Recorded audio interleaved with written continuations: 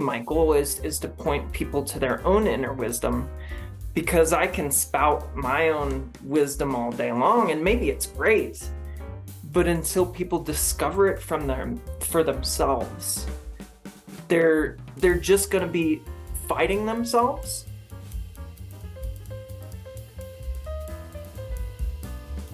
Hey, it's Nick Armstrong, and this is the Founded in FoCo Podcast. Every episode, we get to talk to an innovative mover and shaker in our community. And today, I'm here with the innovative and creative Rich Life. Rich, tell us about your business.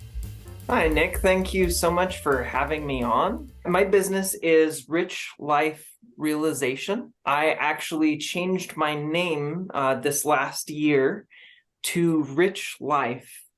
And it's my mother's maiden name. And I created a business because I really fell in love with coaching. I was a weight loss coach for 5 years before this. And there's something about helping people feel motivated. And it's really kind of turned in less of that like motivational coaching to more of a internal wisdom style of coaching, where I'm pointing people to their own wisdom. And it's through studying something called the 3 principles. Tell me more about the 3 principles. And I'm going to ask you some other questions too about how you got started in this, but you've left us at a cliffhanger. So I want to know more about the 3 principles. The 3 principles, they were not necessarily created, but they were discovered by somebody named Sid Banks. He was a Scottish welder, and he worked in a factory, and he actually had this enlightenment experience and found that there are principles that basically the principles of the mind and of the spirit, rather than the principles like gravity of the real world. So these principles are true, whether you believe in them or not, but they're really more of the principles of how our mind works. In your practice, it seems like there's a lot of coming from weight loss in particular. Weight Watchers, I've been on board with that. Noom, I was on board with that too. And in each case, there was a heavy dose of psychology that went along with it. The motivations behind why you do what you do and why you make the choices that you make, and how some choices are healthier than other choices that you could be making.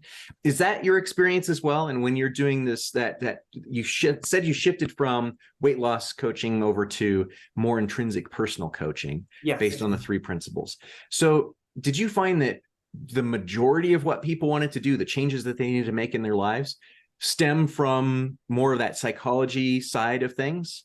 It stems from, they want to see those changes in their lives. It's like when people are trying to quit something, you can tell them all day long that it's bad for them, like quitting smoking or alcohol. And it's not until they really internalize it and really understand it, not necessarily with their head, their intellect, because of course everybody understands with their intellect that smoking is bad, but understanding it in a deeper level, and that it's that insight, it's that understanding that gives true transformation. So the trickiest part about any sort of change management is making it stick. So what have you found that helps your clients be successful in making those changes stick? And that's the difference, right? Well, before, when I was doing the weight loss coaching, it was all about mindset and kind of forcing yourself to do something that probably a part of you doesn't really want to do. There's an identity associated with it. And when you coach through the insight, people are seeing their own personal wisdom, not my wisdom. And that's really my goal, is to point people to their own inner wisdom, because I can spout my own wisdom all day long, and maybe it's great, but until people discover it for themselves, they're just going to be fighting themselves. And you can do that for a little bit of time. You can do it for a month or two. And that's why when we were seeing people with the weight loss, they could do it for maybe a couple of weeks, maybe a couple of months, but then it wouldn't stick like you talked about. Where do you draw inspiration from as a coach? And there's tons of different like mentors, scholars out there. Who do you personally draw inspiration from? I draw inspiration from especially the 3 Principles coaches that are phenomenal out there. People like Michael Neal, Elsie Spittle, who actually knew Sid Banks before and after his enlightenment experience. And I also draw inspiration from the coaches that are around me that I get to connect with. Holly Lasco is one. I met her through a Mind Valley training, and she lives in the UK. And then there's a more local coach, Cynthia Cruz, who inspires me every day. She's amazing. Where have you found success in our community? I'm curious about. You don't have to name drop your clientele. I'm curious about what results you've seen and where you're seeing success. Is it mostly in like solopreneurs, or is it in any particular type of professional, or is it just across the board? So far, my clients have been people who want to create a transition, or who feel like there's something that's maybe a little bit missing in their lives, that there's a deeper layer that they'd like to explore. And so it's been people who are wanting to create too. I created a class on Udemy called Reclaim Your Creative Self. And so I'm looking for people who are wanting to create, and also people who have that entrepreneurial, that creative spirit within themselves. And so that's mostly who my clients have been so far. And I'm also looking at productivity as well. Talk to me about which communities you're hanging out in. I know you and I connected over 1 million cups. Are there other places around town that you're connecting with and meeting clients? Like you said, 1 million cups is my go-to. I love to connect with people at the winter market at the mall.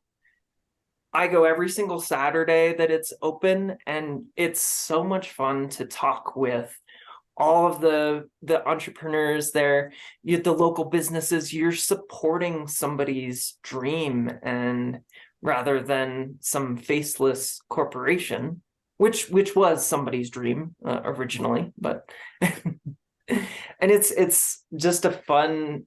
You get to talk to people one-on-one, people who own their own business. Those cottage style businesses have a completely different mentality, and it's easy to get lost in the day-to-day for those types of things. You have to get the labels on, and you have to get the bottles ordered, and you have to get all the stocking.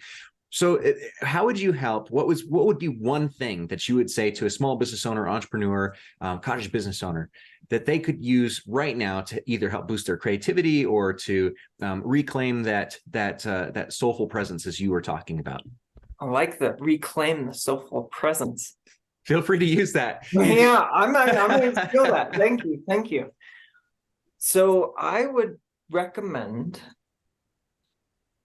that they create a little bit of space. Like you talked about, it's like going from thing to thing to thing, and that you want to have a little bit of space in your day, and that silence, that quiet is really where our wisdom starts to speak to us, and our inner knowing comes out rather than our mind worrying. And if they can do that, then that space can expand, and they can bring that presence into the rest of their lives. Where can we find more about you and your business? You can find me I'm on Instagram at Rich Life Realization LLC. I am on Facebook at as Rich Austin. And then you can also find my page, Rich Life Realization. And I'm also on YouTube, Rich Life Realization. Subscribe. I'm always posting videos and fun things. And we can go to your website to find the course that you mentioned on Udemy, right? Oh, as I'm working building my own website right now. And so the course is on Udemy, Reclaim Your Creative Self. And you can find it there on that page. Rich, thanks so much for joining me here today. For more great entrepreneurial wisdom from the community, fellow entrepreneurs like Rich, visit Founded in FoCo March 1st through 3rd this year at Front Range Community College, or visit us online at foundedinfoco.com and check out our awesome array of panels and recordings and all sorts of great podcasts just like this one. See you next time. Hey, thanks for listening. I'm Nick Armstrong, and this is a Founded in FoCo podcast. For more great interviews like this one, join us at foundedinfoco.com.